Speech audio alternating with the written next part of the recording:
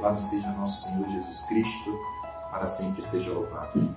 Meu irmão e minha irmã, bendito seja Deus por nós estarmos unidos no amor de Deus. Sim, o amor de Deus está nos unindo até mesmo neste panorama, nesta pandemia, por meio das redes sociais, por meio da internet, da televisão. Estamos unidos em Cristo. Estamos vivendo esse retiro de Semana Santa de uma forma diferente. Nunca passou pela nossa cabeça viver um retiro de Semana Santa assim, em nossa casa, mas assim Deus quis esse ano. Porém, meu irmão, a evangelização ela não pode parar. Eu queria pedir que você fosse fiel nesse tempo à sua comunhão de bens, você que é da comunidade, você que é da obra, ou você que está participando do retiro de Semana Santa, você pudesse fazer a sua partilha, a sua comunhão, a sua doação, exatamente aí na sua missão, onde você está acompanhando e vivendo esse retiro de Semana Santa. Deus ama aquelas pessoas que doam com alegria, com generosidade, diz a palavra de Deus. Muito obrigado, meu irmão. A evangelização, ela conta com o seu sim. Abençoe-vos Deus Todo-Poderoso, Pai, Filho e Espírito Santo. Amém.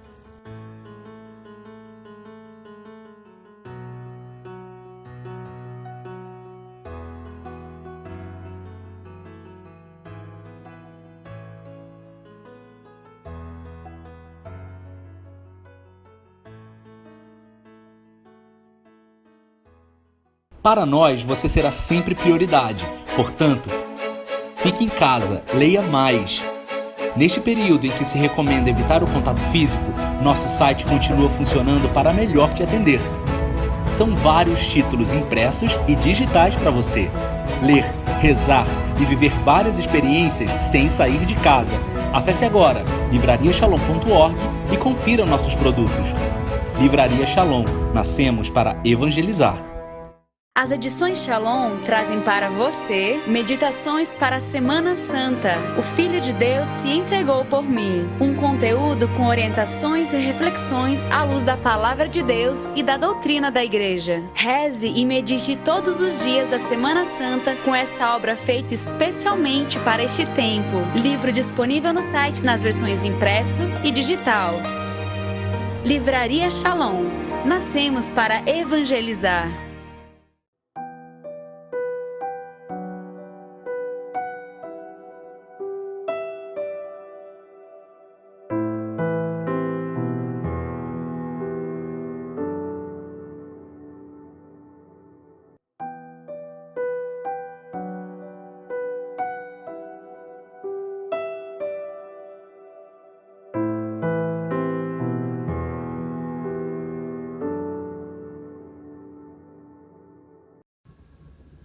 Shalom, louvado seja o nosso Senhor Jesus Cristo, para sempre seja louvado. Nesta quinta-feira santa, dia em que a Igreja celebra a instituição da Eucaristia, a instituição do sacerdócio, eu quero convidar você a fazer essa oração comigo. Na catedral da nossa vida, é preciso fazer do nosso coração um altar e pedir que o Espírito Santo venha sobre o altar do nosso coração e queime as ofertas, todo o conteúdo da nossa vida. Que o Espírito Santo consuma tudo o que há em nós para transformar em Cristo. Vamos fazer juntos essa oração, uma oração que foi feita, por Santa Elizabeth da Trindade. Que essas palavras nos ajudem a atrair o Espírito Santo sobre nós, para que o Espírito forme Cristo em nós e redesenhe os traços de Cristo em nós. Ó fogo devorador, Espírito de amor, vinde a mim para que em mim se opere como uma nova encarnação do Verbo. Que eu seja para ele uma humanidade de acréscimo, na qual ele renove o seu mistério. E vós, ó Pai, inclinai-vos sobre a vossa pobre criatura e cobri-a com a vossa sombra. Vede nela somente o vosso bem-amado. Vede em nós, ó Pai, o vosso amado Filho Jesus Cristo, no qual pusestes todas as vossas complacências. Amém. Então, o nosso coração transformado em altar, né, com a nossa vida como uma catedral, na qual podemos celebrar de fato uma liturgia na presença de Deus, na presença dos nossos irmãos, vamos entrar, vamos mergulhar no mistério dessa Quinta-feira Santa. E nós chegamos nessa Quinta-feira Santa em meio a esse hoje crucificado da história. Nós estamos cheios de estupor diante de Deus, diante dos nossos irmãos, diante do absurdo, né? Ninguém ia imaginar estar vivendo uma Semana Santa, ou um mês, ou um período dessa forma, quarentena, epidemia. Quem é que ia imaginar viver uma coisa dessa? Um absurdo, né? Mas é possível encontrar dentro do absurdo o poder de Deus. É possível encontrar dentro da absurdidade da história a sabedoria de Deus. Em Cristo, o absurdo se torna luz, profecia e revelação. Ele é o ressuscitado que passou pela cruz. Era absurdo o assassinato do inocentíssimo Filho de Deus. Mas não foi do absurdo que esse Jesus, Deus e homem, descartado pelos homens, nesse absurdo do descarte de Jesus, jogaram Jesus Cristo na morte. Desse absurdo veio a nossa salvação e ele saiu glorioso, ressurgiu da morte, da coisa mais tenebrosa que podia acontecer na história, que era a morte do Filho de Deus. Não veio a beleza e o esplendor do domingo de manhã, da ressurreição? Sim, São Paulo, que é um pouco narrador dessa nossa Semana Santa, com essa frase, né? A frase que é o fio condutor do nosso retiro de Semana Santa: o Filho de Deus me amou e se entregou por mim. São Paulo, ele viu no absurdo que os judeus viam, né? O absurdo, o maldito pregado no lenho, no madeiro da cruz, porque para os judeus é maldito todo aquele que é pregado na cruz, nós vemos em Gálatas 3. Nesse absurdo, São Paulo estava vendo aquele que me amou e se entregou por mim. O que você está vendo no absurdo desse tempo?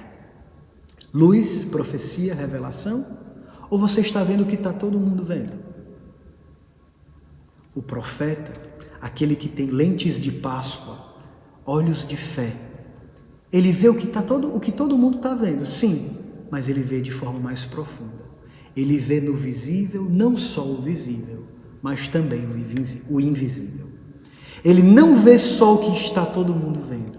Lá dentro da escuridão ele vê Páscoa. Lá dentro do absurdo ele vê o ressuscitado que passou pela cruz. Nas chagas ele vê glória. O profeta vê dentro da escuridão a vitória da glória de Deus. Então, nas trevas desse tempo, nós podemos ver o Espírito Santo fazendo uma nova criação. A terra, não se preocupem não, que essa tosse foi só um engasgo, viu? Não se preocupem não é o vírus não, graças a Deus, né? Mas nós vemos no início da criação, na primeira criação, as trevas cobriam o abismo, a terra estava sem forma, vazia, as trevas cobriam o abismo e o Espírito de Deus pairava sobre as águas. Nós estamos também agora em uma situação de certa treva, que cobre o abismo, mas o Espírito Santo está aqui. Ele está agindo, está fazendo uma segunda criação, uma nova conversão. No coração deste tempo, você pode encontrar uma nova gestação espiritual que Deus está fazendo conosco. Eu sinto que eu estou nascendo de novo. É uma obra nova que já surge, não a vedes? Essa é a verdadeira obra nova, eu e você. Sim. Agora que os nossos centros de evangelização fecharam, agora que talvez nossos apostolados diminuíram, para quem trabalha online aumentaram, né? Mas a vida ordinária está um pouco bagunçada, é diferente, a obra Shalom que a gente conheceu está um pouco diferente, mas para que a gente entenda, no meio dessa escuridão, que a verdadeira obra nova somos nós, essa obra que Deus quer fazer dentro de nós. E aqui dentro dessa escuridão nós podemos ver o Espírito Santo operando algo novo em nós. Sim, olhe bem dentro, com olhos de fé. para esse tempo que nós estamos vivendo. E acolha o que Deus está te dando através desse presente. São Serafim de Sarov, um santo da tradição russa, um santo muito amado, muito popular na Rússia, ele dizia que o verdadeiro destino da vida cristã é obter, é adquirir o Espírito Santo. É receber a plenitude dos dons do Espírito Santo. O sentido da nossa vida cristã é estar cheios do Espírito Santo, como a Virgem Santíssima, cheios do Espírito.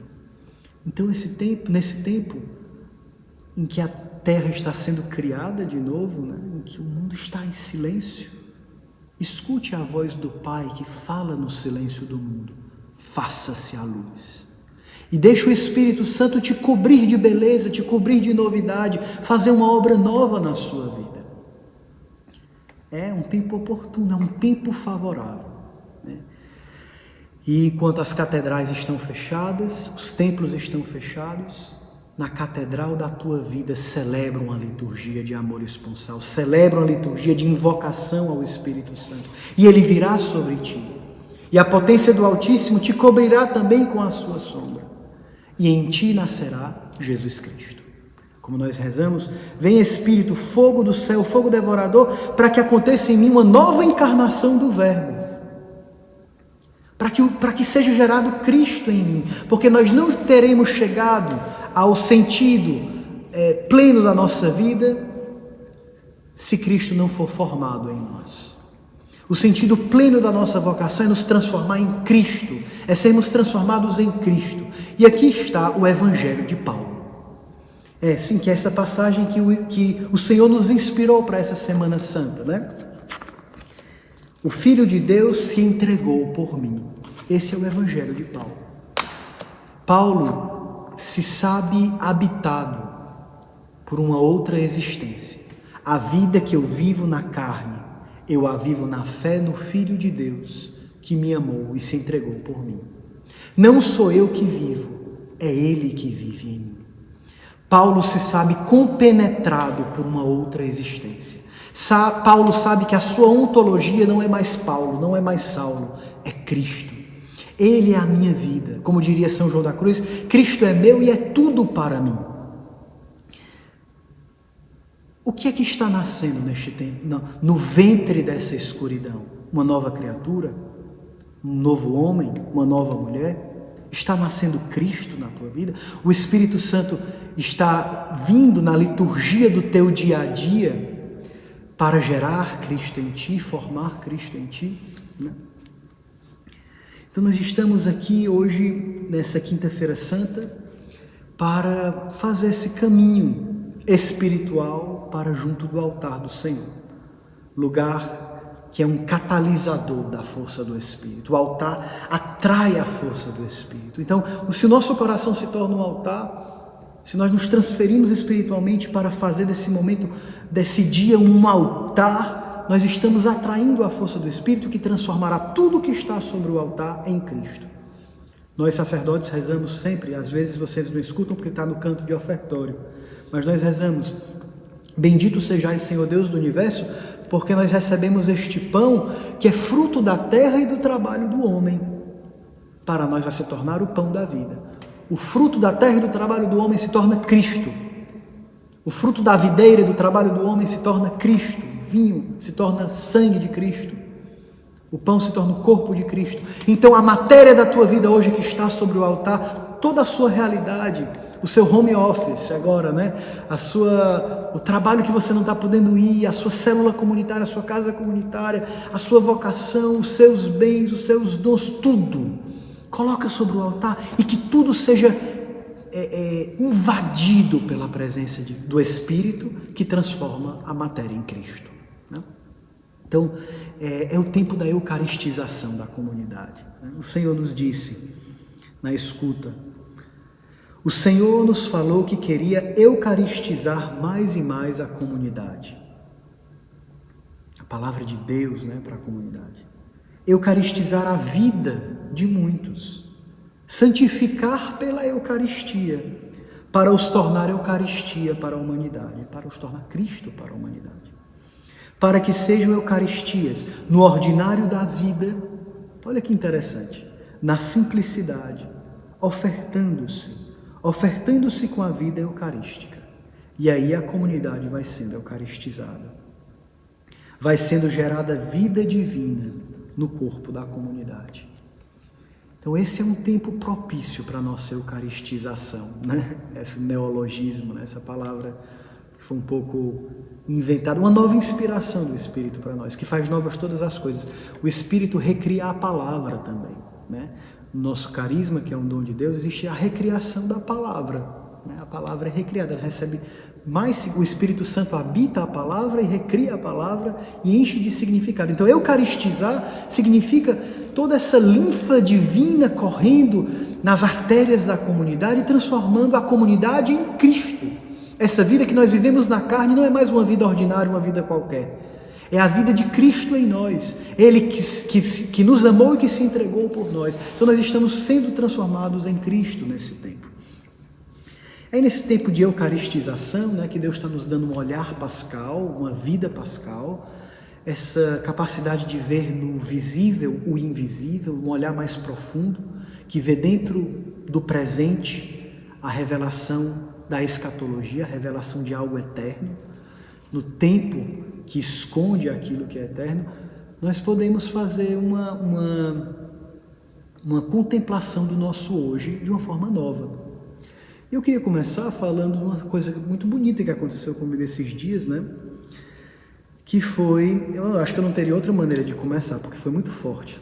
Eu saí de casa, a gente está de quarentena, só pode sair de casa para coisas essencialíssimas, né?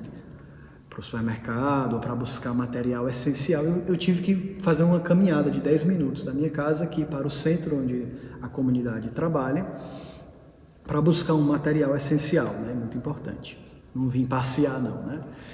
E aí, quando eu estava saindo daqui, dessa região, uma jovem me viu do lado da calçada e chegou e disse assim: "Padre, você é italiano?" Eu disse: não, mas eu posso falar se você quiser. "Ah, tá, padre." E ela começou a chorar. "Padre, eu preciso me confessar. Eu quero muito me confessar." Aí eu olhei para ela: "Tá certo, vamos manter aqui as distâncias a gente pode fazer a confissão." Aí ela começou a chorar com muita dor, sabe? E ela, antes de começar mesmo a confissão, ela disse: "Padre, muito obrigado, eu tô com tanta raiva, eu tô tão sofrida, eu tô com muita dor porque fecharam as igrejas." E ela era sincera, ela não era aquela pessoa assim, desvairada, assim, era uma jovem, assim, bem aparentada, bem vestida, sabe? Você via uma jovem normal, assim, uma de 25, 27 anos, bem vestida, e chorando muito, né? E aí eu comecei a me emocionar também. Ela: "Padre, as igrejas não podem fechar. Esse padre, faz tanto tempo que eu estava querendo me confessar." E chorava e disse: "Padre, eu estou com muita dor." "O que é, padre, que eu estou sentindo tanta dor? Por que isso está acontecendo?" E eu me senti assim: meu Deus, é a primeira vez que eu vejo, de fato, primeira vez não, porque eu acho que eu mesmo já, desde o início dessa quarentena, eu tenho me perguntado qual é o sentido de tudo isso, né? Claro, também com lágrimas, também às vezes com mais serenidade, às vezes com menos, né? Porque nós fomos jogados nessa paciência divina, né? Mesmo, e para viver na paciência. Mas aí eu olhei para essa jovem, também já tinha me emocionado, eu mesmo comecei a me emocionar diante dela e disse assim: "Minha filha, olha, eu não sei te explicar bem. O que eu sei é que Deus, ele não veio agora suprimir a nossa dor. Deus não veio nem mesmo explicar a nossa dor. Agora eu sei de uma coisa: Deus vem habitar a nossa dor com a sua presença.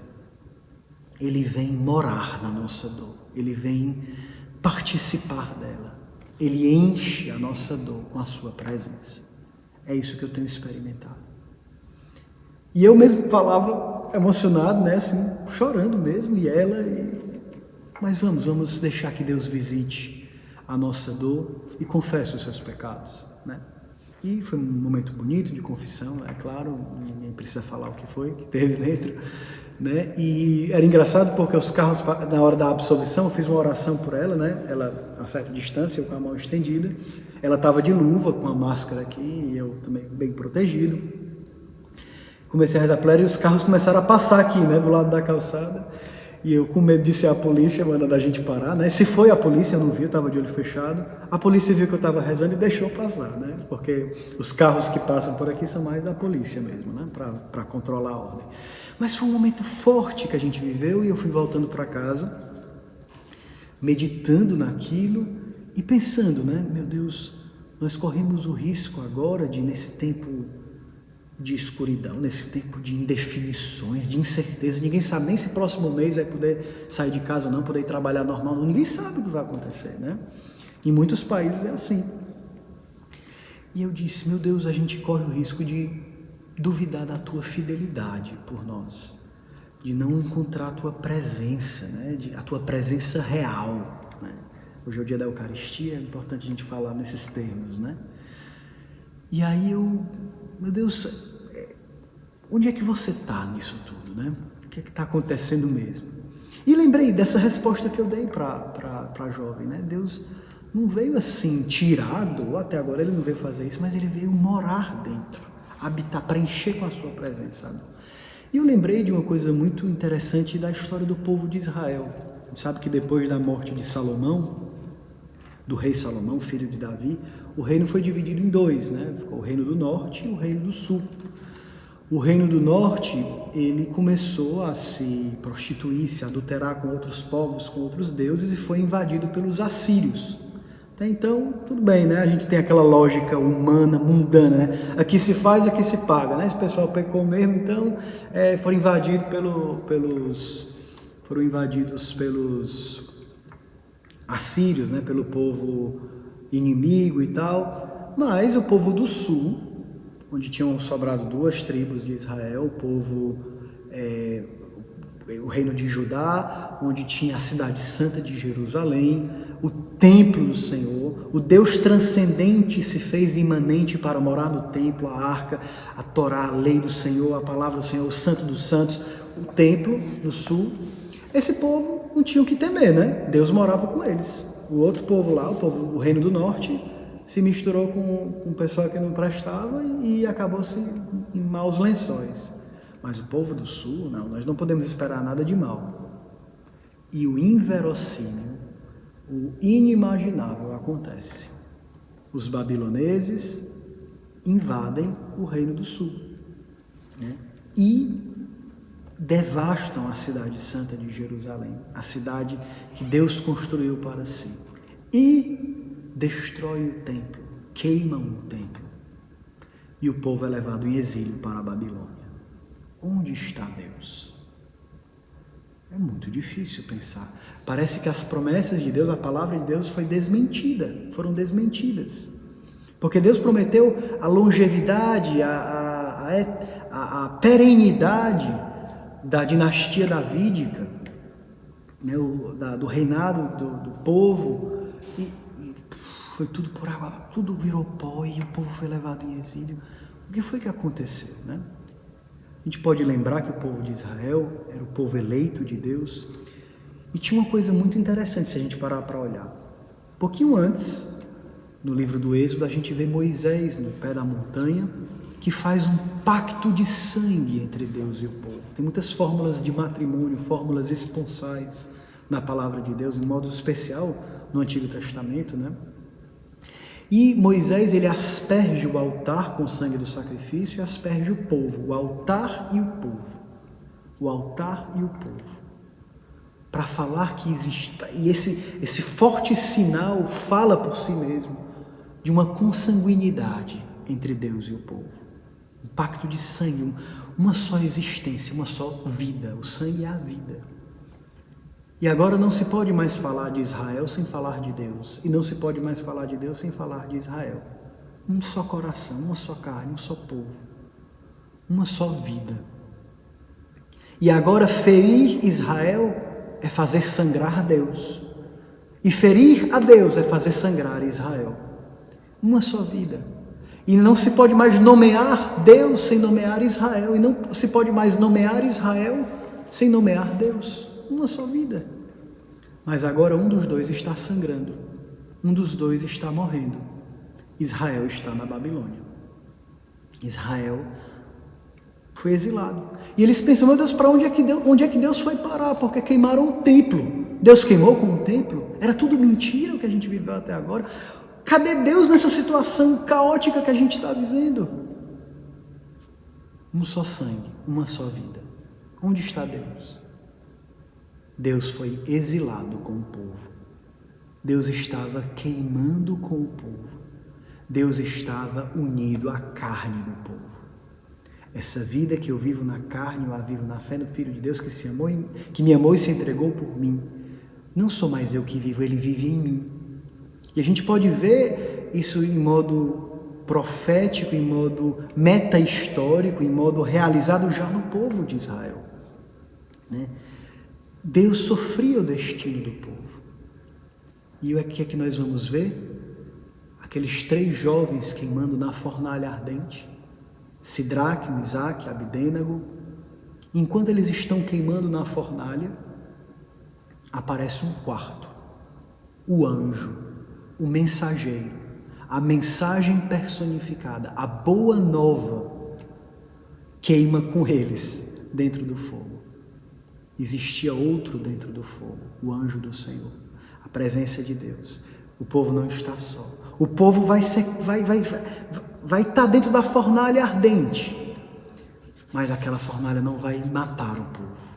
O povo vai ressurgir, o povo vai sair, o povo vai ressuscitar. Deus está com o seu povo. É o que está acontecendo conosco agora. Pode ser que nós, nesse exílio que nós estamos vivendo dentro das nossas casas, é até engraçado falar de exílio dentro de casa, né? Mas é um sentimento de exílio não poder ir para uma catedral celebrar uma liturgia na Semana Santa, né? É um sentimento de exílio. Onde está o Senhor? Está aí. E a tua vida se torna litúrgica. Os teus atos se tornam litúrgicos. O teu coração se torna um altar. A tua vida se torna Eucaristia. Deus está conosco. E mesmo que nós sintamos a dispersão do exílio, nós podemos encontrar nas vísceras do nosso hoje a presença de Deus. Nas entranhas do nosso agora, Ele está aqui, Ele é o Emanuel. Ele está conosco. Na aparente destruição, nós vimos também na escuta, né? Onde o mundo só vê buracos de destruição, Deus está lançando alicerces profundos. Então, o sentido do sagrado, essa liturgia da vida vai sendo recuperada da forma mais paradoxal que a gente podia imaginar. Alguém me falou esses dias que lá em Fortaleza tem sempre aquelas liturgias na catedral muito bonitas, né, com coral e todo mundo vai para o céu, né? E parece que uma jovem do Ministério de Música comentou, né, uma jovenzinha, né, não era nem uma liderança, uma pessoa disse assim: meu Deus do céu, Deus nos falou tanto que queria recuperar o sentido do sagrado na comunidade. E Ele está fazendo isso, nos fazendo ter sede pelo sagrado, sem poder ir celebrar lá na catedral. A gente ensaiou para o coral, para uma coisa bem bonita. E como é que Deus está recuperando o sagrado na nossa vida? Matando a gente de sede, né? Minha alma tem sede de Deus e desejo Deus vivo. Como eu queria estar agora nos átrios da casa do Senhor, né? Então, Deus vai mesmo misteriosamente nas entranhas do nosso presente, né, renovando esse sentido do sagrado, né?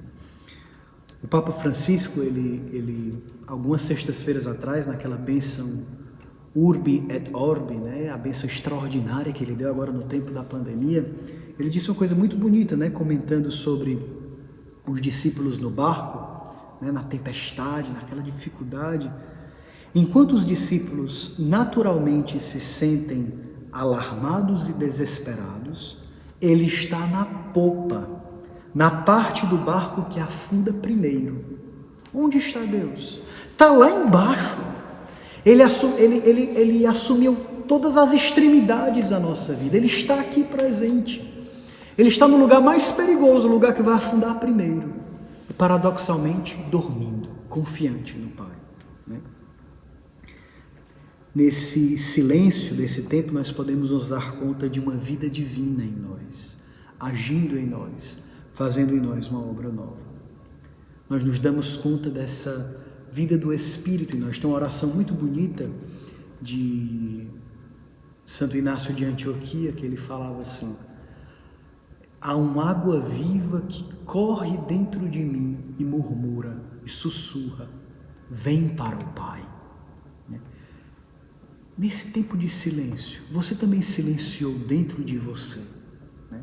Fazendo um culto interior a Deus, uma liturgia do coração, ao ponto de ouvir essa voz do Espírito como água viva correndo no seu coração, dizendo, vem para o Pai, ascende ao reino, migra do sofá, do celular, da vida ordinária para o altar e do altar passa para a casa do Pai.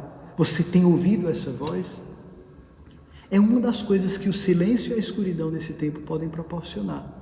Essa liturgia do coração, essa eucaristia do coração, essa gratidão, essa ação de graças do coração, de escuta do Pai e de correspondência à voz do Espírito que nos leva ao Pai. Nos sinais de uma aparente ausência de Deus, no exílio e na morte, nós descobrimos uma misteriosa presença de Deus. Chegará o tempo que não adorarás mais aqui nem em Jerusalém, mas adorarás em espírito e em verdade. É no Evangelho da Samaritana que a gente vê isso, e a gente leu esse Evangelho alguns domingos atrás, agora na Quaresma. Aqui em Roma foi interessante porque a gente tinha acabado de ler esse Evangelho num domingo e as restrições mais fortes aqui da Itália, e aqui em Roma especialmente, vieram nesse tempo, logo depois da leitura desse Evangelho, onde decretaram o fechamento aqui das igrejas, né? Nesse tempo se adorará em espírito e em verdade. Não nega os sacramentos, nem a sacramentalidade da nossa vida. Nós queremos voltar o quanto antes para viver plenamente, né, o que nós fomos criados para viver, porque o ouro, o pão, o vinho, a existência plena de tudo isso está na liturgia. Tudo isso foi criado para a liturgia. O destino mais alto do pão não é a nossa mesa do café da manhã, não. É muito digno, muito importante. Mas o pão é mais pão quando ele é trazido para o altar do Senhor. O destino da vida do pão é chegar no altar para se transformar em Cristo. E o destino da nossa vida é ser eucaristizados no altar, na liturgia, como povo de Deus, no templo, na capela, no centro de evangelização. Mas agora, silêncio. Deus nos suspende no madeiro. Hoje está crucificado, para que esse hoje se torne o hoje glorificado.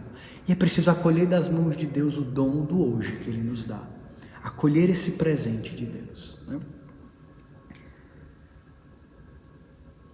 Nós estamos provando agora a força da vida da igreja na liturgia dos corações, né? É aqui que a gente vive misteriosamente uma fase dessa eucaristização que a gente nunca imaginou passar. Mas se a gente olhar com os olhos pascais e olhos proféticos, a gente vê, a gente precisava desse tempo. Ninguém escolheria esse tempo e diria que ele teria que ser assim.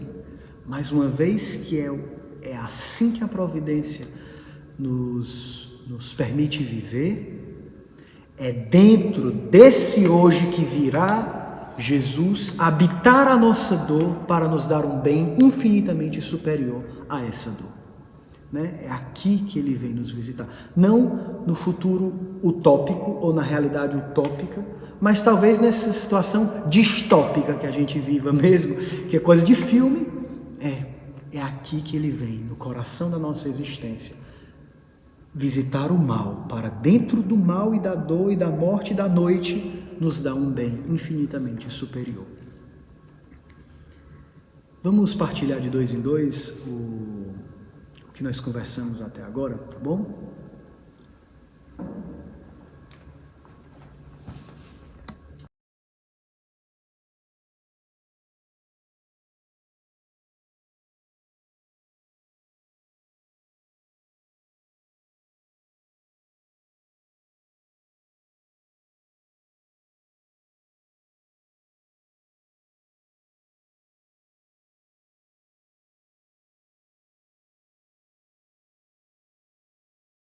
Então aquela grande pergunta de Israel, onde é que Deus foi parar, né, se tornou na verdade uma grande resposta, né? Eles começaram a se relacionar com uma nova forma de presença de Deus, a presença do Deus da vida dentro da morte, né? Esse olhar pascal que faz ver dentro da realidade mais obscura uma presença de vida. Deus está fazendo uma obra nova que já surge, né? Deus estende a sua presença até o abismo. Muito bonito uma citação do teólogo suíço von Balthasar, que tem no nosso livrinho, né, da Semana Santa. É uma citação que eu gosto muito, na verdade, achei muito legal ter no livro. Diz assim: Deus quis precipitar tão profundamente, Ele quis descer tão profundamente, que toda queda pudesse se tornar um cair dentro dele. Deus desceu tanto que até a nossa queda, o nosso pecado, a gente cai dentro de Deus, né? É uma misericórdia que já absorve tudo. Então, não se desespere, meu irmão, no que você está vivendo, ou se até agora você não sentiu como Paulo, as suas vísceras, a sua carne, as suas entranhas, a sua alma, os seus ossos, a presença de Jesus. Não se preocupe, se levante, né? Você está dentro de Deus, Ele está queimando contigo nesse presente, Ele está contigo, Ele pode te transformar, te eucaristizar, fazer uma obra nova na sua vida, né? Até o nosso cair agora é um cair dentro dele, porque ele desceu até o profundo da nossa existência, até as extremidades. E hoje é o dia do lava-pés. É o dia em que Jesus alcança os extremos da nossa existência, mas Jesus desce até o extremo do nosso corpo, o pé, né? Então lá ele significa que ele alcança todas as extremidades da nossa vida, né? Para reconciliar, para colocar tudo dentro dele. A fé, a vida que eu vivo é na fé no Filho de Deus, e eu vivo nele, enxertado nele, na vida dele, né? E aí nós, nesse tempo em que não temos mais nada, nós descobrimos realmente que Deus é tudo. É muito forte, é exatamente agora. Se sempre Deus foi o nosso tudo e sempre será, agora as luzes se apagam, tantas coisas, tantos apêndices, né? Tantas coisas supérfluas, né? vão diminuindo, vai ficando o essencial. Deus é tudo. Então é tempo de voltar, é tempo de reconhecer a presença dele no meio dessa situação e de voltar para ele, de se agarrar a ele, né? De todo o nosso coração. Esse caminho de eucaristização também é um caminho de unidade e de caridade, né? A gente está aqui, né, sempre em Jerusalém, né? Nós já entramos no domingo de Ramos, e no Evangelho de Marcos, quando Jesus está em Jerusalém, já se aproximando da sua paixão, lá para o capítulo 12, acontece uma coisa muito interessante. Jesus já tinha discutido com muita gente, com escribas, fariseus, mestres da lei, e lá para a terceira vez que Jesus já está assim, segunda, terceira vez Jesus está ali, tinha tido discussões com os fariseus, chegou um escriba que estava muito impressionado com as respostas de Jesus. Mas preste atenção, ele faz uma pergunta para Jesus que tinha uma intençãozinha velada por trás. Era um escriba que provavelmente via que Jesus fazia atos muito significativos em dias de sábado. E ele pergunta para Jesus assim: Jesus, qual é o maior mandamento? Você lembra? Marcos 12, né? Marcos 12, exatamente. Jesus, qual é o primeiro de todos os mandamentos? Qual é o maior, o primeiro, o mais importante de todos os mandamentos? Então prestem atenção. A gente sabe no livro de Gênesis que Deus criou o mundo em 6 dias e no sétimo dia Deus repousou, repouso sabático. E esse era o único mandamento da lei que Deus mesmo, o próprio Deus, tinha observado. Deus descansou no sábado. Então, no fundo, qual era o maior mandamento da lei? Qual era o primeiro mandamento? Jesus deveria responder que era o repouso sabático. E aí o pessoal ia cair em cima de Jesus, porque por que no dia de sábado você desrespeita o sábado, né? Só que Jesus leva aquela pergunta do escriba, qual é o primeiro mandamento, né? Leva a um nível mais profundo aquela pergunta. E Jesus, como um verdadeiro mestre da lei, responde colocando junto 2 textos célebres da Torá, da lei, né, da tradição de Israel, um de Deuteronômio e um do livro de Levítico. E primeiro ele diz: O primeiro mandamento da lei é: ouve, Israel, o Senhor é o teu Deus. Ouve, escuta, Israel. E o que significa escutar do ponto de vista da fé? Escutar é acolher aquele que te fala como o centro da tua vida.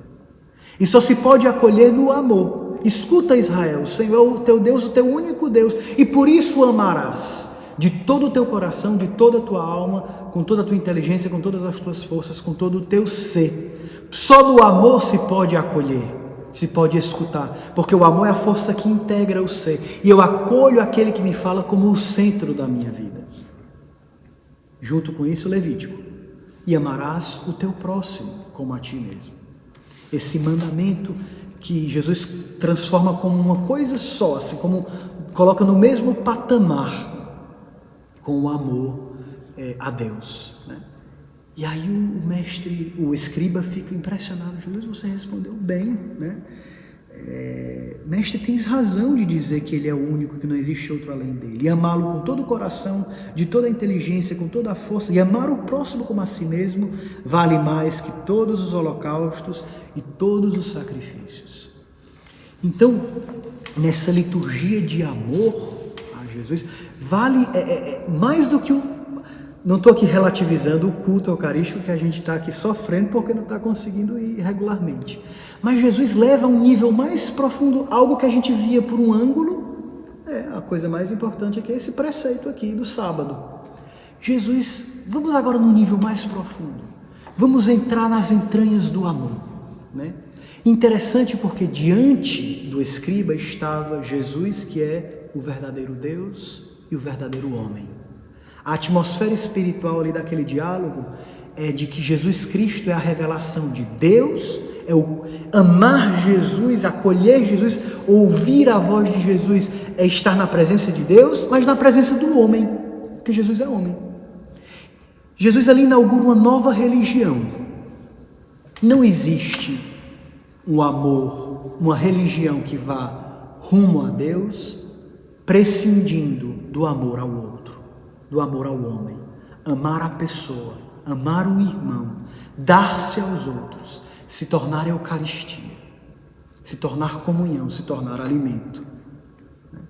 Então Jesus unifica essa nova liturgia que Jesus inaugura, uma liturgia divino-humana, é a liturgia do culto e da caridade, juntos, né? Num só movimento. Então, na impossibilidade desses dias da gente viver uma vida litúrgica regular, nós podemos cultuar a Deus no altar de carne dos corações dos nossos irmãos e irmãs. A vida fraterna, a vida em família, a frequência às nossas células, mesmo que através dos recursos online, aqui está um aprofundamento litúrgico do nosso culto. Talvez nós tínhamos tempo para ir nos compromissos do centro de evangelização e nos compromissos da catedral. A gente ia, porque tem que ir mesmo, e aí a gente é obrigado a ir. Aí parece que quando Deus tira isso, e um dia vai voltar, não estou dizendo que não vai ter mais e a gente virou protestante, que não é isso, mas vai voltar. Mas nessa ausência, Jesus quer revelar algo essencial, profundo, que talvez possa ter se perdido no nosso meio. O quanto o nosso amor a Deus deve estar vinculado ao amor aos nossos irmãos, né? O quanto esse dia da Eucaristia é o dia também da unidade entre nós. É o dia desse mergulho, né, no coração uns dos outros.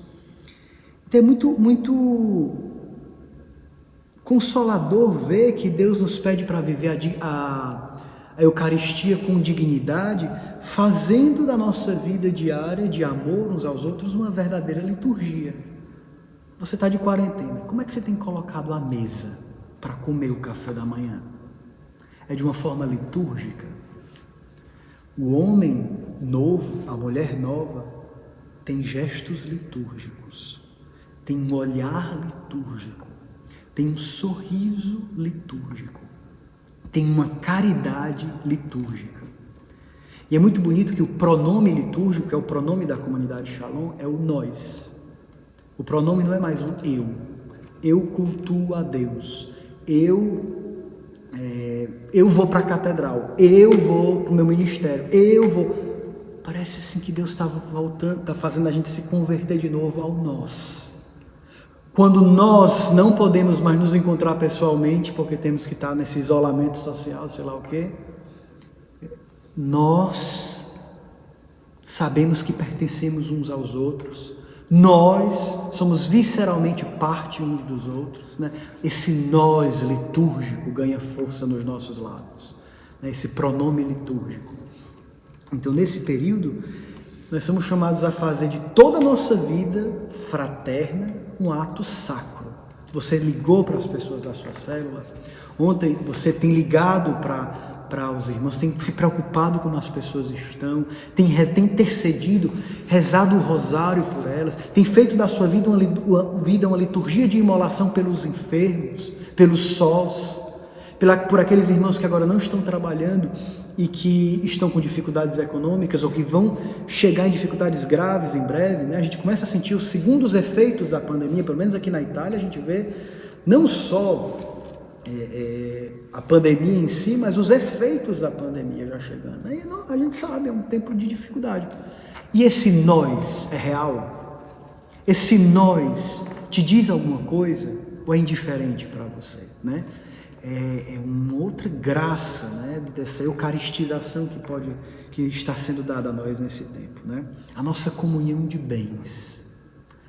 É uma palavra extremamente... É um termo mais esponsal que isso não existe. A comunhão da vida.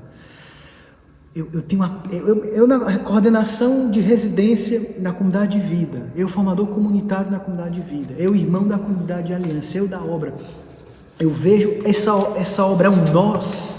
A comunidade é um nós, eu faço parte, então a minha vida, os meus bens, tudo está implicado, isso é eucaristização também, tudo me diz respeito. Quando Santa Teresa d'Ávila chega no matrimônio espiritual, nas sétimas moradas, no ápice da vida mística, é o que ela escuta do Senhor. Teresa, não existe mais agora o teu e o meu, tudo é nosso, tudo que é meu é teu e tudo que é teu é meu.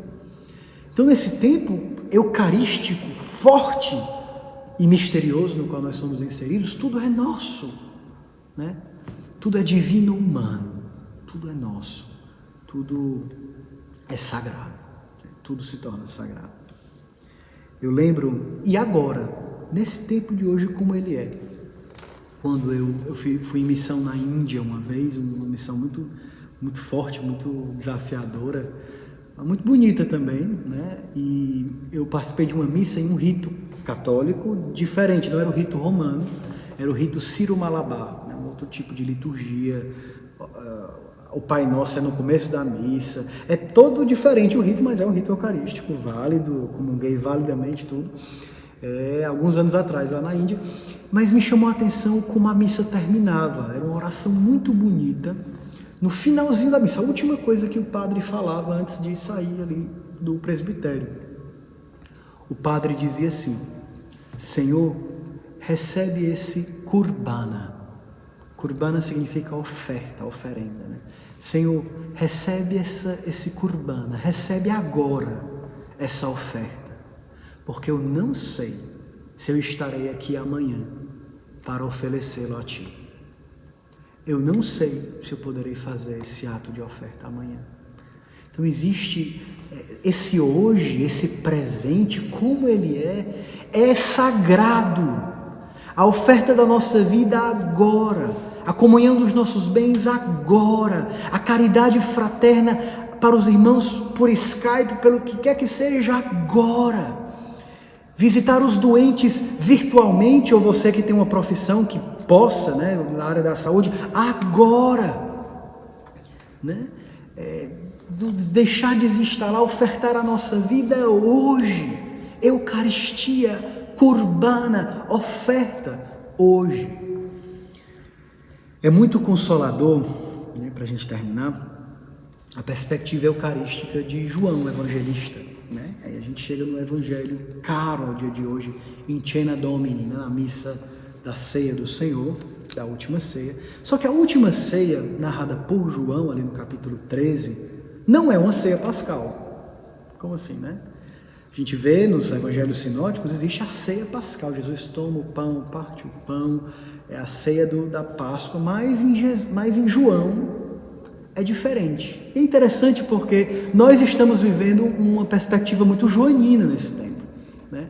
A nossa liturgia é um pouco diferente, como a de João. João, ele narra a liturgia da última ceia, do último encontro, como um lava-pés, né? Nós que não podemos comungar a Eucaristia como todos os anos, nesse ano, né, é um ano com muitas restrições, vamos entrar um pouquinho no Evangelho de João, né? No capítulo 13 do Evangelho de João, nós vemos a revelação, duas revelações sobre Jesus, né? Em Jesus tem um saber e um amar. Jesus sabe que chegou a hora de passar dessa para outra, né? Vamos dizer, passar deste mundo para o Pai, fazer esta ascensão deste mundo para o Pai. Ele sabe que alguém vai trair, que um deles o trairá. Ele sabe que o Pai colocou tudo em suas mãos. Ele sabe que tinha saído de Deus e para Deus ele voltaria. E ele ama. Ele ama os seus até o extremo, até o fim. Em grego é eistelos, até o fim. Até o extremo, até o fim. E São João Crisóstomo diz uma coisa muito bonita, até o fim, dois sentidos. Até o fim dos tempos, até que dure, até o fim, para sempre. E até o fim, no sentido de até o extremo, até o máximo. Até o tempo máximo é até a intensidade, a quantidade e a qualidade máxima, né? Em todas as perspectivas.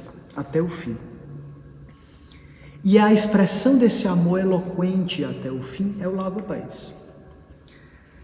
Pedro, ele tenta rejeitar aquele gesto de Jesus. Ele diz, Jesus, você não pode fazer isso aqui comigo, né? Não vai dar tempo de eu ler aqui o Evangelho, mas você é fortemente convidado a ler, está aqui aberto na minha frente, né? O Evangelho de João, capítulo 13. E Pedro, ele se rejeita. E Jesus diz, Pedro, mas se eu não lavar os teus pés, se eu não descer até a extremidade, tu não vais ter parte comigo. Se tu não permites que eu desça até os infernos da tua existência, se tu não te deixas visitar agora, em toda a tua realidade, nesse tempo, tu não contemplarás o céu da minha misericórdia, o rosto da minha misericórdia.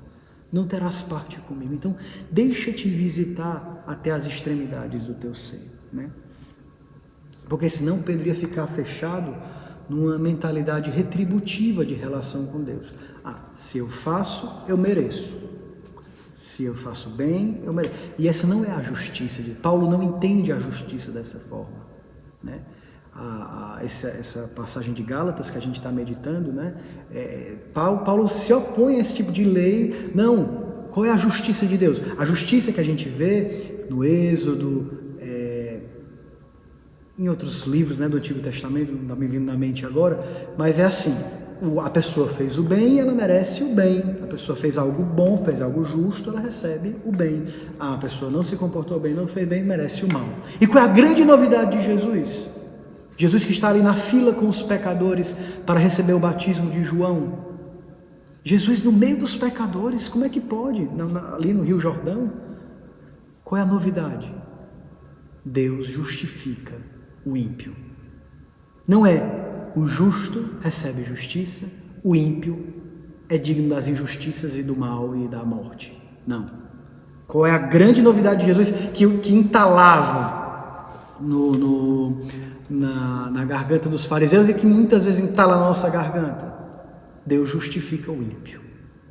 E é exatamente isso que ele faz. Deus está ali, aos pés de Pedro, para descer até os infernos, para descer até aquela situação mais suja, mais sórdida e purificar Pedro. E Jesus olha Pedro de baixo para cima. É assim que Deus nos olha. Deus nos olha de baixo para cima, como nos amando. Ele escolhe nos servir, né? Essa é a maneira de Deus nos amar. Tem uma imagem muito bonita de um lava-pés de Ziger Köder, né? É uma imagem de Jesus totalmente inclinado, assim, absorvido no serviço, E nessa imagem desse lava-pés, de Keder, né? Depois você pode procurar na internet, se você quiser ver a imagem, não sei se vai dar para passar aqui, mas é Jesus totalmente absorvido no serviço, e é como se Jesus não tivesse cabeça, não dá para ver o rosto de Jesus de verdade, mas você vê a bacia de água e o rosto de Jesus refletido na água suja dos pés de Pedro. É muito bonito, assim, como se Jesus não tivesse o rosto de verdade, mas o rosto de Jesus está refletido na água, naquela água suja, né? E é interessante porque nós costumamos buscar o rosto de Deus, a face de Deus, no templo, no que é excelso, na liturgia belíssima cantado pelo coral na catedral, né? A gente procura Deus nisso, Ele está nessas coisas, mas hoje Ele está ali aos nossos pés, a lavá-los. É ali que Deus está, queimando conosco. Deus está ali na cozinha agora que você vai, depois dessa pregação, para fazer um café para o seu marido, para sua esposa, para o seu irmão de comunidade. Deus está ali na comunhão dos corações, ali aos nossos pés, né?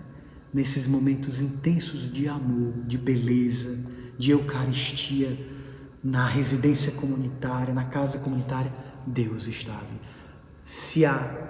Onde há caridade, onde há amor, onde há beleza, onde há dom, aí está Deus. A presença real. Na Eucaristia, no sacramento, sim. Mas esse ano nós talvez não vamos receber a hóstia santa, a presença real de Jesus.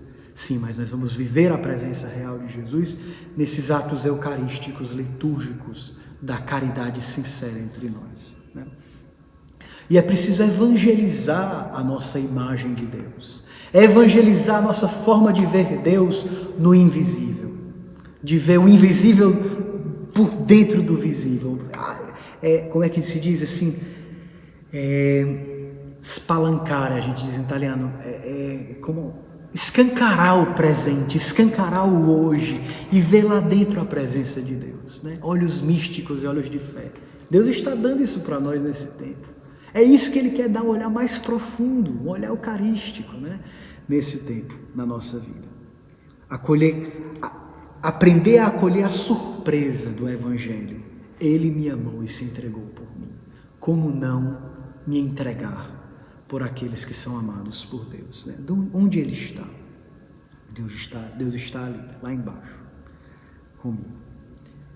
Lá embaixo do barco, na polpa, né? No lugar mais perigoso, mas está ali comigo. Ele está lá embaixo na fornalha ardente, com Midraque, Sidraque, Abdênego, queimando junto com eles, para tirá-los do fogo sãos e salvos. Ele está lá embaixo, na bacia e no avental, lavando os pés de Pedro.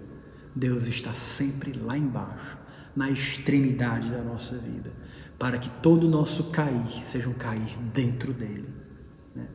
Lá embaixo, lá embaixo. Evangeliza a tua imagem de Deus e aprende a encontrar Deus de novo em todas as coisas. Não é um panteísmo, não, assim, relativismo. Então agora a gente vai encontrar Deus em tudo, eu não vou mais nem para a célula agora, eu não vou mais nem voltar para a missa. Por favor, né?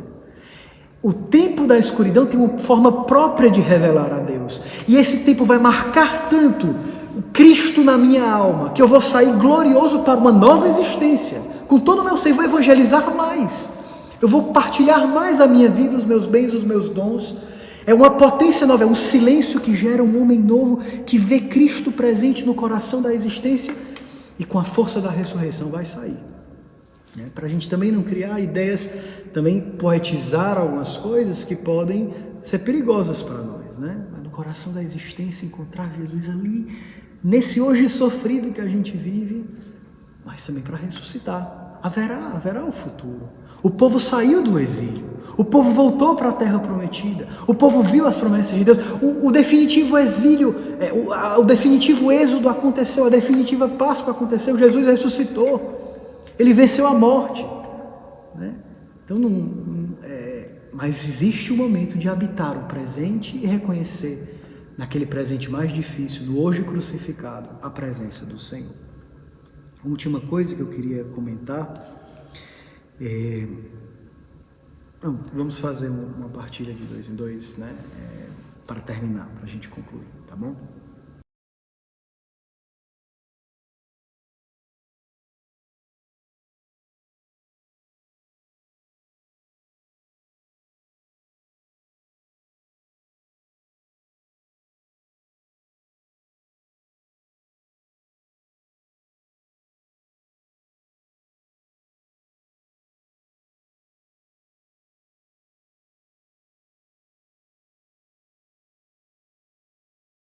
Então esse tempo é propício para nós vermos que o Filho de Deus nos dá tudo aquilo que Ele é. Ele me amou e se entregou por mim, Ele me deu tudo aquilo que Ele é. Ele lava os nossos pés e nos veste com vida divina. E esse tempo se torna como que um sacramento, né? O que é um sacramento? A gente vê no catecismo da igreja, né? É um sinal visível de uma realidade invisível e mais profunda. Então esse tempo é um tempo sacramental. Nos nossos gestos de amor, na nossa comunhão de corações, nós estamos vivendo de uma forma sacramental. E uma realidade invisível mais profunda se revela no nosso amor, a presença de Deus no meio de nós. Então é preciso olhar o mundo com olhos pascais também. O tempo que nós vivemos com olhos pascais. Deus redime o caminho do homem. Deus entra no caminho do homem. E Deus resgata o caminho do homem. Muito bonito aquilo que São João diz, né, na primeira carta. Diante de qualquer coisa pela qual o nosso coração possa nos acusar, Deus é maior que o nosso coração, né? Deus é maior do que esse tempo, Deus é maior do que as nossas dores. Deus está nos cristificando, nos eucaristizando. Então, nossa existência é agora compenetrada por outra existência, a presença de Cristo em nós. E aí a gente fala propriamente, né, de João 13, que é assim que João fala da Eucaristia, né, como lava-pés. No lava-pés, para João, Jesus está fazendo a fração do pão. Como? No seu gesto de dar a vida. A gente vê em João 13, no versículo 4, Jesus se levanta da mesa e ele depõe o manto. Depois, no versículo 12, a gente vê que Jesus, aqui, lavou os pés dos discípulos, depois retomou o manto. Jesus depõe o manto, Jesus retoma o manto. E o que é a veste? O que é o manto? É a própria vida. A veste é um sinal da vida. Jesus depõe a sua vida e retoma a sua vida. Jesus morre e ressuscita no momento do lava-pés. Ali é o mistério pascal. Jesus está dando a sua vida, está retomando a sua vida. Dá a sua vida no amor e lava e purifica a humanidade e retoma a vida. E ali, esse amar até o fim de Jesus, amar até o extremo, se prova e se verifica de uma forma mais profunda na relação de Jesus com Judas. É muito crítico amar o inimigo, amar o amigo que se fez inimigo, né? Diante de quem te trai, é que a gente pode ver se aquele amor é firme e verdadeiro, né? Jesus nos faz ver até onde pode chegar o amor nessa relação com Judas. A capacidade de Jesus de destituir-se da sua vida por Judas, né? E depois retomar a sua vida. O que acontece naquela última ceia, aqui no capítulo 13 de João? Jesus, ele faz de Judas o discípulo predileto dele. Porque o discípulo predileto é o discípulo em perigo. Então vamos evangelizar a nossa imagem de Deus. Deus vai cercar com a sua presença aquele que está em perigo. Deus vai dar toda a sua atenção àquele que está em perigo. É assim que Deus age, essa é a lógica divina, né? Se estamos sendo eucaristizados, vamos aprendendo, né? O bom pastor dá a vida pelas suas ovelhas, e o bom pastor vai em busca daquela ovelha que se desgarrou. Qual era a ovelha desgarrada ali? Judas. Judas estava vendendo Jesus. Judas estava entregando Jesus. Satanás estava entrando no coração de Judas para convencê-lo a trair Jesus. Ele era o filho em perigo. E ele então se tornou o filho predileto para Jesus. Ele me amou e se entregou por mim. Então, primeiro, o que é que Jesus faz? Lava os pés de Judas, como uma fração do pão, né? Jesus dá a vida àqueles a quem ele lava os pés. E é como se ele dissesse: olha, Judas, eu dou a minha vida por você. Jesus lavando os pés. A gente vê o episódio de lavando os pés de Pedro, mas ele lavou os pés dos 12. Então, lavando os pés de Judas, Jesus dizia, com o gesto, que é muito mais eloquente que as palavras: eu estou dando a minha vida por você, Judas. Ele me amou e se entregou por mim. E aí, existe um gesto eucarístico muito significativo que Jesus faz. Vocês veem quando João pergunta no discípulo amado, né? O discípulo amado e o discípulo predileto, né? O amado é João, mas o predileto é Judas, nessa hora, né? E João pergunta: quem é, Senhor, que vai te trair? Quem é que vai te entregar? E Jesus diz que é aquele a quem ele der o pão umedecido no molho. Mas o que é que Jesus está fazendo quando pega o pão e molha e dá para Judas? Jesus está dando a Eucaristia. Jesus está dando o seu corpo para Judas. Eu me entrego por ti, porque eu te amo. Ele me amou e se entregou por mim. Eu me entrego por ti, Judas. Eu faço Eucaristia contigo. Eu quero te salvar, eu quero te tirar dessa situação. Né? E aí ele diz: eu me coloco nas tuas mãos, Judas. É o que ele faz conosco todas as vezes que nós comungamos, né? Agora na nossa comunhão espiritual, nós, na nossa vida comunitária, Jesus se dá nas nossas mãos, através dos nossos irmãos enfermos. Jesus está se dando a nós. Nós acolhemos ou desprezamos, né? Eu te amo e eu me entrego por ti. Mas Judas decidiu. E agora? Jesus vai deixar Judas ir embora? Tá bom, é treva. Pode ir, vai-se embora, né? O Evangelho de Mateus é muito duro. Fala que diz, né, que a sorte daquele que traiu o Filho do Homem, que entregou o Filho do Homem, vai ser uma sorte terrível. Mas a gente não sabe qual é a sorte. Não fala também o que é que vai acontecer. A gente sabe o que Jesus fez. O que aconteceu com Judas, a gente não sabe. Não vale aqui fazer: mas aí Judas foi para o inferno, Judas foi salvo. Jesus, toda essa misericórdia, então quer dizer, padre, que o Judas foi para o céu? Eu não sei o que aconteceu com Judas. Eu sei o que Jesus fez. E é o que ele faz por nós. E ele não desistirá de nós. Né? Jesus insistirá em crer em nós. Então, o que é que Jesus faz? Judas está indo embora. E aí ele diz assim... Jesus faz alguma coisa por Judas. Ele olha e diz: Judas, o que você tem que fazer, faça logo. Se alguém te pedir o manto, a túnica, dê também o manto. Vá além. Qual é o manto que Jesus dá para Judas? O que você tem que fazer, faça. Faça logo. Jesus tira das mãos de Judas aquela culpa. Jesus diz: não, Judas, você quer me trair, né? Não, mas você não vai me trair, não. Eu que me entrego por ti. Tá certo, você está indo, né? Mas Judas, o que você vai fazer? Vá fazer porque eu estou dizendo que você vai fazer. O que você tem que fazer, faça logo. Eu te dou a túnica, mas te dou também o manto. Eu te dou toda a minha vida. Eu te digo para fazer, eu tiro das tuas mãos a culpa e eu me entrego no teu lugar. Jesus perdoa, Jesus entra nas trevas de Judas e se entrega por ele. É isso que acontece conosco hoje.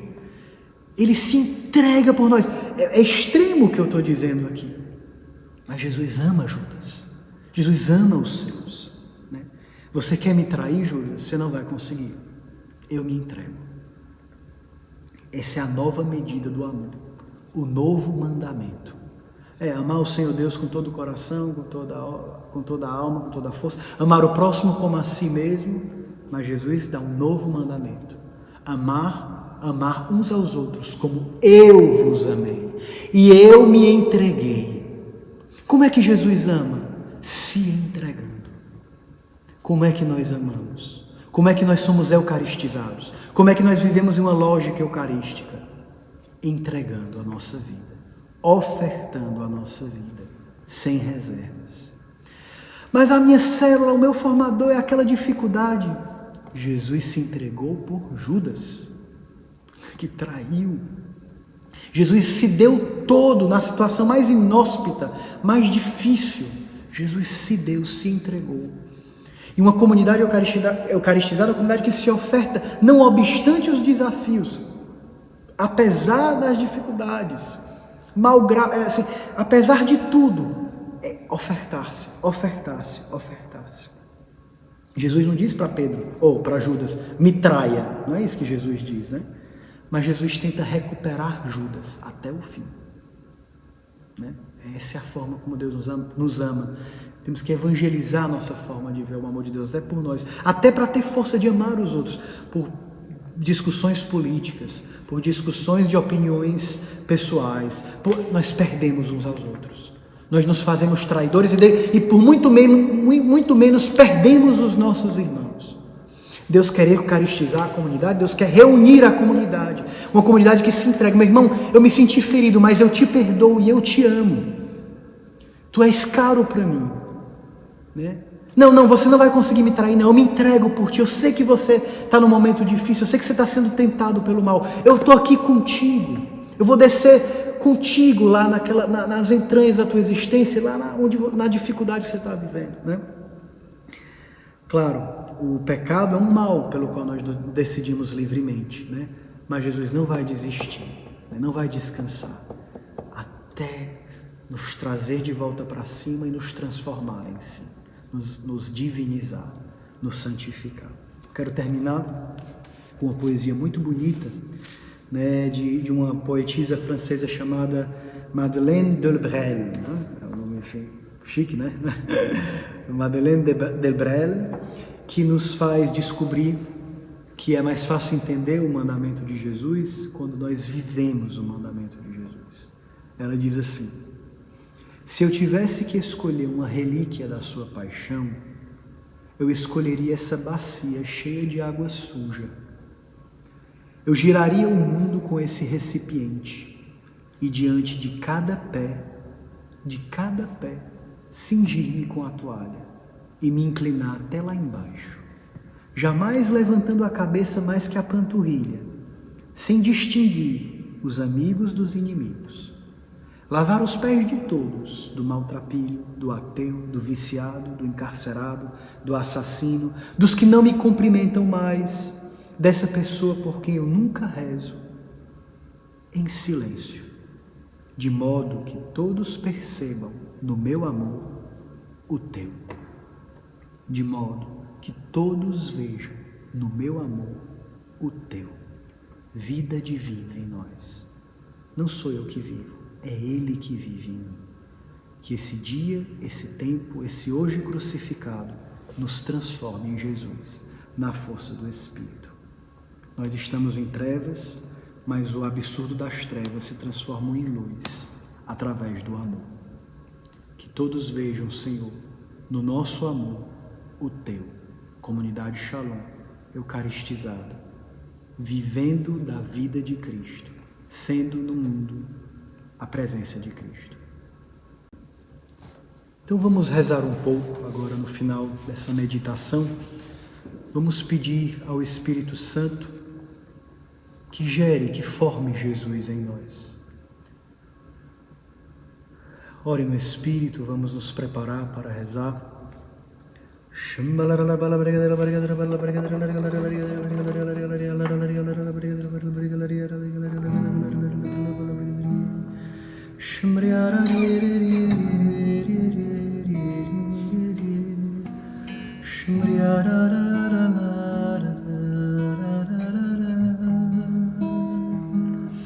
Desce, ó Shalom, nas profundezas da tua existência, nas profundezas do teu país. Não tenha medo, não tenhas medo, não vais sozinho. Vai contigo Emmanuel, aquele que te pode curar, aquele que te pode salvar, aquele que te pode cristificar, transformar em si. Se você conhece essa canção, esse refrão, acompanhe. Se não, reze com seu coração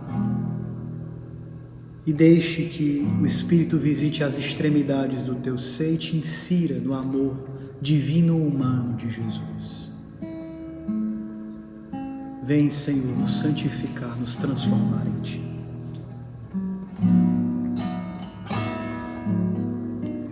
Desce, ó Shalom, as profundezas do teu país. Não tenhas medo, não, estás sozinho, vai contigo. Quem te pode curar, vai contigo. Quem te pode curar.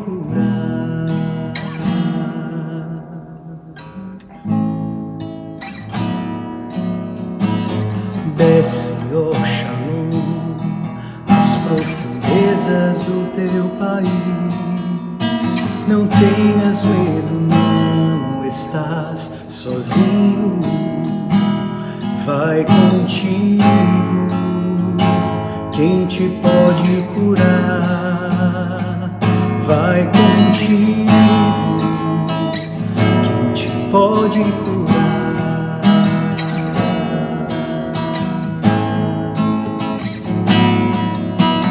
Desce, ó Shalom, às profundezas do teu país.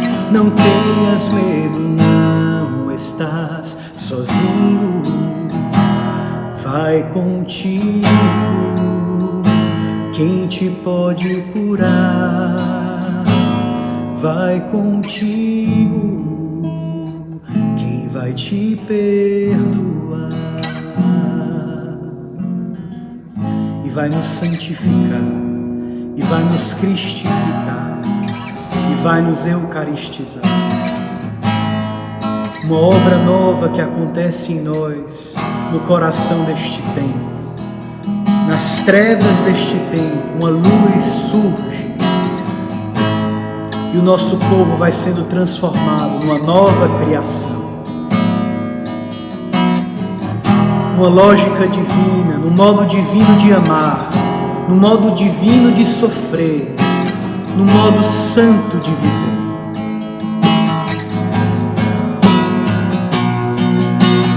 Desce, ó Shalom, às profundezas do teu país. Não tenhas medo, não estás sozinho. Vai contigo. Quem te pode curar, vai contigo. Quem te pode curar. Glória ao Pai, ao Filho e ao Espírito Santo, como era no princípio, agora e sempre. Amém. Nossa Senhora, porta do céu, rogai por nós. São Miguel Arcanjo, defendei-nos no combate. Em nome do Pai, do Filho e do Espírito Santo. Amém. Shalom.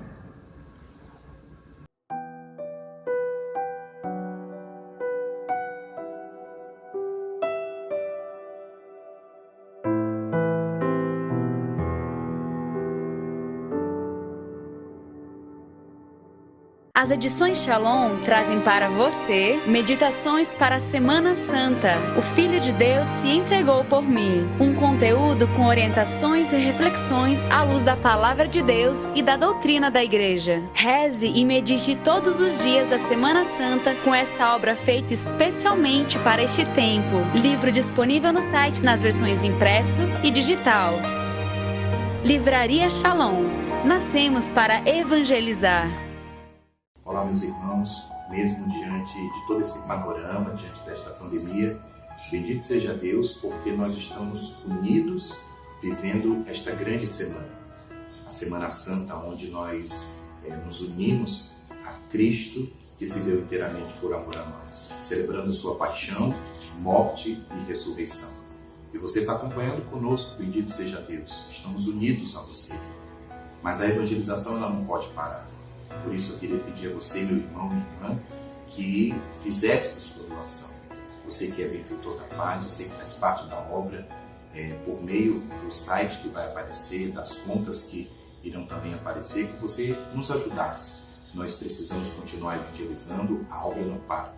Os nossos centros de evangelização estão fechados, mas nós temos tantas outras despesas, até mesmo dos próprios centros de evangelização, os aluguéis, enfim, tantas outras despesas. Por isso nós queremos pedir a sua generosidade, queremos pedir o seu sim. Deus abençoe, Deus ama aquelas pessoas que doam com alegria. Em nome do Pai, do Filho e do Espírito Santo. Amém.